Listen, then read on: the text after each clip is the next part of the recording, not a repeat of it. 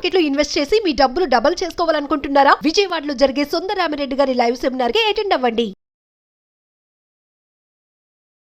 నమస్తే, welcome back to Suman TV. నేను మీ సంజయ్. ఈరోజు మనతో పాటు ఉన్నారు law of attraction coach and celebrity coach infinity universe Suresh గారు. సార్తో మాట్లాడి కొన్ని విషయాలు తెలుసుకుందాం. నమస్తే సార్. నమస్తే సంజయ్ గారు. సార్, మనం ధనవంతులు అవ్వాలి అంటే మన ఆలోచన విధానం ఎలా ఉండాలంటారు? మన ఎలాంటి పద్ధతులు పాటించాలి అంటారు లా ఆఫ్ అట్రాక్షన్ ప్రకారం? ఇక్కడ మనం ఉన్న స్థాయి నుంచి పెద్ద స్థాయికి వెళ్ళాలి, ఈ లైఫ్ మారాలి అనుకున్నప్పుడు దానికి అదే ఎలా మారుతుంది? ఊరికే ఏది రాదు. మారాలి అనే ఒక్క మాట ద్వారా దానికి అదే మారిపోదు. దానికి తగ్గ స్థాయి ఆలోచనలు ఎలా చేయాలి? ధనవంతులు అంటే ధనవంతులు ఎలా ఉన్నారు ఆల్రెడీ ప్రపంచంలో? వాళ్ళు ఎలా ధనవంతులు అయ్యారు? ఏం చేస్తే అయ్యారు? ఆ ధనవంతుల లక్షణాలు ఎలా ఉంటాయి? వాళ్ళు ఉదయం నుంచి రాత్రి దాకా ఎలాంటి ఆలోచనలు పాటిస్తారు? ఎలాంటి యాటిట్యూడ్ తో ఉంటారు? ధనవంతులు ధనాన్నే చూస్తూ ఉంటారు. అంటే ఈ కంపెనీలో పెట్టుబడి పెట్టి మరో కంపెనీలో ఎలా పెట్టుబడి పెట్టాలా, లాభాలు ప్రాఫిట్లు చూస్తుంటారు డైలీ. సబ్ కాన్షియస్ మనసుకి ఏం చూపిస్తారు? ధనాన్ని ఒక ఉప్పెనలా చూపిస్తారు. అకౌంట్ లో 100 కోట్లు స్టేట్మెంట్ చూడడం, దాని నుంచి ట్రాన్స్ఫర్ చేయటం, మరొక దాంట్లో పెట్టుబడి పెట్టడం, దానికి ఎలా పెట్టుబడి పెట్టాలి, ఆ ప్రాఫిట్లు ఎలా వస్తాయి, అంటే లాభాలు ఎలా వస్తాయి, దాని నుంచి ఆ లాభాలను ఏం చేయాలని ఆలోచిస్తుంటారు. ధనవంతులు ఎలా అవ్వాలి? ధనాన్ని ఒక ఉప్పెనలాగా చూపించాలి పెద్ద మొత్తాల్లో. ఆ క్రియేటివిటీ రావాలంటే ఏం చేయాలి? ఈ లా ఆఫ్ అట్రాక్షన్ ఎలా పనిచేస్తుంది ధనవంతులు అవ్వాలంటే? ఆల్రెడీ లా ఆఫ్ అట్రాక్షన్ ఉపయోగించుకుని ఎవరయ్యారు? మన ఇండియాలో ఎవరయ్యారు? నిజంగా ఇది పనిచేస్తుందా? ధనవంతులు అవ్వచ్చా? ఖచ్చితంగా అవ్వచ్చు. ఎవరయ్యారు? అతిపెద్ద ప్రముఖ ధనవంతుడు మన ఇండియాలోనే చాలా మందికి తెలియని వ్యక్తి జిఎం రావు గారు. జిఎం రావు ఎయిర్పోర్ట్లు కట్టారు. ఇండియాలో 2 ఎయిర్పోర్ట్లు, పెద్ద పెద్ద ఎయిర్పోర్ట్లు, Shamshabad airport, Delhi Indira Gandhi international airport కట్టారు. ఆయన లా ఆఫ్ అట్రాక్షన్ పాటించారు. అది నేర్చుకున్న తర్వాతే ఆయన ₹1 చేతిలో లేకుండా విజువలైజేషన్ చేసుకుని 9 నెలల పాటు ఆయన దగ్గరికి విదేశీయులు వచ్చి పెట్టుబడి పెట్టారు. విదేశీయుల్ని ఈయన కాంటాక్ట్ చేయలేదు. లా ఆఫ్ అట్రాక్షన్ గురించి ఏం చెప్పారో ఆ ఇమాజినేషన్ లో ఆ ప్రాఫిట్ అంతా చూస్తూ ఆ ఎయిర్పోర్ట్ తను కడుతున్నట్టుగా, కంప్లీట్ అయిపోయినట్టుగా, అది ప్రపంచంలోనే అత్యంత గర్వించదగ్గ నంబర్ 1 ఎయిర్పోర్ట్ గా ఆలోచిస్తూ తన ఆలోచన క్రియేటివిటీని విజువలైజేషన్ లో చూశారు. దానికి ముందు ఆయన ఆస్తులు లేవు, ఆస్తులు పెట్టి లోన్ తీసుకోలేదు. ఆ టెండర్ కూడా ఎవరేశారు? వాళ్ళే వచ్చి ఆ టెండర్ విధానాన్ని గవర్నమెంట్ కి ఎలా వేస్తే యాక్సెప్ట్ చేస్తారు, ఆ క్రియేటివిటీని అంతా వాళ్ళే చూపించి ఈయన పేరుతో, జిఎం రావు గారి పేరుతో కేంద్ర ప్రభుత్వం టెండర్ వేసి వచ్చేలా చేసి 40,000 మంది ఇంజనీర్స్ తీసుకొచ్చి 37 నెలల్లో పూర్తి చేశారు. 37 నెలల్లో ఈయన పేరుతోనే, జిఎం రావు కంపెనీ పేరుతో. వాళ్ళు కేవలం పెట్టుబడిదారులుగా ఉన్నారు, పేరంతా ఈయనకి వచ్చింది. సో ఆ కోట్లాది రూపాయల ప్రాఫిట్ మిగిల్చుకుని ఈయన మళ్ళీ ఇందిరాగాంధీ ఇంటర్నేషనల్ ఎయిర్పోర్ట్ కంప్లీట్ అయిన తర్వాత అది ప్రపంచంలోనే 200 దేశాల కంటే 200 ప్లేసుల్లో కట్టిన దానికంటే 4వ స్థానంలో ఉంది. అంత పేరు ప్రఖ్యాతులు వచ్చింది. అంత క్వాలిటీగా, అంత అద్భుతంగా కట్టారు, అంత పేరు వచ్చింది. అది ప్రపంచంలోనే 200 ఎయిర్పోర్ట్లలో కంటే ఇది 4వ స్థానంలోకి వచ్చింది పేరు. సో దాని తర్వాత ఆ ప్రాఫిట్లతో కలిపి ఈయన హైదరాబాద్ లోని శంషాబాద్ ఎయిర్పోర్ట్ ఈయనకే టెండర్ వచ్చింది. ఈయన అది పూర్తి చేసింది కూడా ఈయనే రీసెంట్ గా. అయితే ఇలా ఎలా చేయగలిగారు? రిచ్ ఆలోచనలు చేయడం ద్వారానే. అంటే ఒక ధనవంతుడు అన్ని 100 కోట్లు పెట్టుబడి పెట్టి ఎలా ప్రాఫిట్లు పొందుతాడు? ఆ రిచ్నెస్ అంతా తన మనసులో, సబ్ కాన్షియస్ మనసులో పొదిగాడు, నాటడం అంటే ఎట్లాగా? ఒక రైతు పొలాన్ని పండించేటప్పుడు ఖాళీగా ఉంచితే ఏమన్నా వస్తుందా పంట?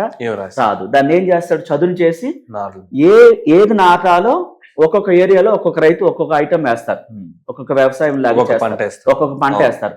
ఆ పంట వేయకుండా పంటను ఆశిస్తూ వస్తుందా? అలాగే మన ఆలోచనలు, ఆ ధనవంతుడుగా ఉండే ఆలోచనలు చేయకుండా, ఆ స్థాయి ఆలోచన క్రియేట్ చేయకుండా ధనవంతుడు కావడం అసాధ్యం. ధనవంతుడు అనే ఆలోచనలు ఈ మనసులో కణాలు అన్నిట్లో కూడా నాటాలి, సబ్ కాన్షియస్ మనసులో నాటాలి. సో నువ్వు ధనవంతుడివి అన్న ఆలోచనలు విశ్వానికి పంపించేది ఎవరు? సబ్ కాన్షియస్ మనసు. ఆషామాషిగా రాదు.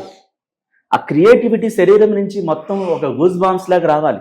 ధనవంతుడి యాటిట్యూడ్ అంటే ఉదయం నుంచి సాయంత్రం దాకా ఏం చేస్తాడు, ఎలాంటి వ్యవహారాలు చేస్తాడు, ఏ కారులో వెళ్తాడు, ఏ పెద్ద హౌస్ లో ఉంటాడు, ఆ ధనానికి సంబంధించిన వ్యాపారంలో ఆ మెలకువలు ఎలా పాటిస్తాడు, అదంతా ఆ మనసులో అద్భుతంగా క్రియేట్ చేయాలి.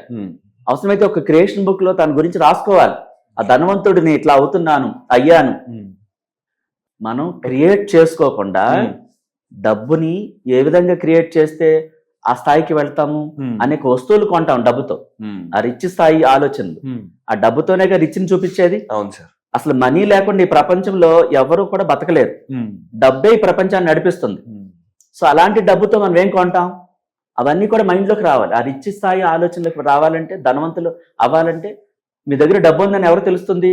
మీరు ఒక పెద్ద బంగ్లా కట్టినప్పుడు, దానికి గృహప్రవేశం చేసినప్పుడు, ఆ స్థాయి పీపుల్స్ ని పిలిచినప్పుడు ఉట్టి డబ్బు చూపించరు కదా అందరికి. అవును సార్. చాలా పెద్ద మొత్తాల కోట్లు ఉంటాయి. ఎవరు చూపిస్తారు? మీరు అది ఎవరికి చూపించరు. ధనవంతులు ఎప్పుడు తెలుస్తుంది? మన దగ్గర ఆ ఆస్తులు, ఆ లగ్జరీ వస్తువులు మీరు క్రియేటివిటీగా బయట ప్రపంచానికి కనిపించినప్పుడు మీరు ధనవంతులు అని తెలుస్తుంది. ధనవంతులు తెలియాలంటే ఆ ధనానికి సంబంధించిన వస్తువులన్నీ కొనాలి. ఒక కంపెనీ పెట్టడం కూడా డబ్బుతోనే పెట్టాలి. వస్తువు కొన్నా, కారు కొన్నా, ఏది కొన్నా అప్పుడు ఆ రిచ్ వస్తువులు చూసిన తర్వాత ఇతను ధనవంతుడని ప్రజలు గుర్తిస్తారు. అవును సార్. ధనం చాలా ఉంది, అకౌంట్ లో వేల కోట్ల రూపాయలు ఉంది. ఎవరికి కనిపించదు, అది తెలీదు. తను అనుభవించుకోకుండా అదే బట్టలతో, పాత బట్టలతో ఉంటున్నాడు అనుకోండి, ఎట్లా తెలుస్తుంది ధనవంతుడని? ధనవంతుడని ప్రొజెక్ట్ చేసుకున్నప్పుడు, ఆ స్థాయి రిచ్నెస్ ని ప్రపంచంలోకి చూపించినప్పుడు, ఎంప్లాయ్మెంట్ ఇచ్చినప్పుడు, అతని ద్వారా ఇన్ని లక్షల మంది ఎంప్లాయ్మెంట్ తీసుకుని కొన్ని కుటుంబాలు బతుకుతున్నప్పుడు, ఈ కంపెనీ పలానా జిఎం రావు, పలానా పేరు బ్రాండ్ టాటా అని చెప్పేసి బ్రాండ్ కనిపిస్తా ఉంటే ఓకే, ఇది నెంబర్ 1. అంటే ధనవంతులు వీళ్ళు. ఆ స్థాయి ఆలోచనలను సబ్ కాన్షియస్ మనసులో పొదగాలి. అది ఎక్కడికి తీసుకెళ్తుంది? విశ్వంలోకి తీసుకెళ్తుంది. విశ్వం ఏం చేస్తుంది? ఈ ప్రపంచాన్ని మొత్తాన్ని చైతన్యపరుస్తుంది. ఇలా ధనవంతుడయ్యే అవకాశాలు తన దగ్గరికి వస్తాయి. విదేశీయులు వచ్చి ఎట్లా పెట్టుబడి పెట్టారు జిఎం రావు గారి దగ్గరికి వచ్చి, వాళ్ళే రాలేదు. తన ఆలోచనలను ఆ స్థాయిలో ప్రతిరోజు 9 నెలల పాటు ఆ రిచ్ ఆలోచనలు, ధనవంతుల ఆలోచనలు నింపినప్పుడు తను ధనవంతుడు అయినట్టు, ఆ ఎయిర్పోర్ట్ కడుతున్నట్టు, ఆ రిచ్ ఆలోచనలు చేస్తేనే జరిగింది. అది ఊరికే ధనవంతులు అవ్వాలంటే రాదు. అంటే మనం ఆ మనసులో డబ్బుని ఆ రేంజ్ లో చూపించాలి. ఒక ఉప్పెన్నెలాగా చూడాలి మనసులో. చూస్తూ దాంతో మీరు ఏం చేస్తారు? ప్రతిరోజు పేదరికపు ఆలోచనలు వదిలిపెట్టి ధనవంతులు అవ్వాలంటే ఆ ధనవంతుల్ని అబ్జర్వ్ చేస్తూ ఉండాలి. ఒక బిల్ గేట్ ఏం చేస్తుంటాడు, ఆ వ్యాపారం ఎలా చేస్తుంటాడు, ఎలా పెట్టుబడి పెట్టాడు, లాభాలు ఎలా వస్తున్నాయి. ఒక ముఖేష్ అంబానీ ఎలాంటి వ్యాపారాలు చేస్తున్నాడు, ఇండియాలో ఎన్ని స్టోర్స్ ఓపెన్ చేస్తున్నారు. కొంత స్థాయి వచ్చిన తర్వాత చాలా మంది ఇక చాలే అనుకుంటారు. అంటే ధనవంతుడిగా అయ్యే ఆలోచనలు ఆగిపోతాయి అక్కడ చాలు అనుకున్నప్పుడు. అంటే కొంచెం సంపాదించిన తర్వాత ఇక మనకు చాలే అనుకున్నప్పుడు ధనవంతుడిగా అక్కడతో ఆగిపోతాడు. అలా కాకుండా కొత్త స్టోర్స్ ఎందుకు ఓపెన్ చేస్తున్నారు? కొత్త బ్రాండ్ క్రియేట్ చేస్తున్నారు. ఒక రిలయన్స్ అని పెట్టాక అక్కడతో ఆగట్లేదు వాళ్ళు. చూడండి, ఇంకా వేరే బ్రాండ్స్ పేరు మార్చి వేరే స్టోర్స్ ఓపెన్ చేస్తూనే ఉన్నారు.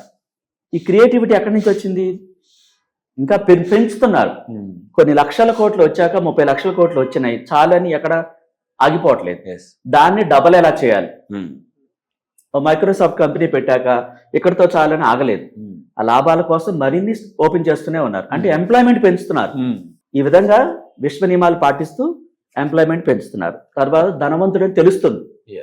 ఆ ఎంప్లాయీస్ లక్షల మంది ఏం చేస్తున్నారు? ఆ కంపెనీలు పనిచేస్తూ ఆ కంపెనీ బ్రాండ్ అని చెప్తూ ఉంటారు అవుట్ సైడ్. సార్, అండ్ ఈ ఆలోచనలన్నీ చేస్తే ధనవంతులుగా అయ్యే అవకాశాలు చాలా ఎక్కువ ఉంటాయి అంటారు. మన సబ్ కాన్షియస్ మైండ్ లో ఈ ధనవంతుల ఆలోచనలు, అంటే మనం ధనవంతులుగా ఉన్నట్టు మనం విజువలైజ్ చేయడం వల్ల, మెడిటేషన్ చేయడం వల్ల, ఇలాంటివి చేయడం వల్ల మనం ధనవంతులు అయ్యే అవకాశం ఉందండి. ధనవంతులుగా ఉన్నట్టు కాకుండా ధనవంతులుగా మీరు ఏం చేస్తున్నారో, ధనవంతులు అయితే ఏం చేస్తారు, ఆ క్రియేటివిటీని విషయంలోకి పంపించాలి. Absolutely sir. సార్, చాలా మంది అడుగుతున్నారు సార్, మీరు ఎలాంటి క్లాసెస్ ప్రొవైడ్ చేస్తున్నారు, అండ్ వన్ థింగ్ మీ దగ్గరికి సార్ని అప్రోచ్ అవ్వాలనుకుంటున్నాం అని అడుగుతున్నారు సార్. మీరు ఏ టైప్ ఆఫ్ క్లాసెస్ వాళ్ళకి అందిస్తున్నారు? మనం జనరల్ గా బేసిక్ నుంచి హై లెవెల్ దాకా క్లాసెస్ అన్ని ఉంటాయి. అంటే ఆ వ్యక్తికి ఉన్న సమస్యని బట్టి క్లాసెస్ ఉంటాయి. డైరెక్ట్ గా అప్రోచ్ అవ్వచ్చు, వీడియో కాల్ ద్వారా అప్రోచ్ అవ్వచ్చు, డైరెక్ట్ గా కూడా రావచ్చు. అంటే ఎవరికి ఏ సమస్య ఉందో దానికి తగ్గ క్లాసెస్ మనం కండక్ట్ చేస్తాం.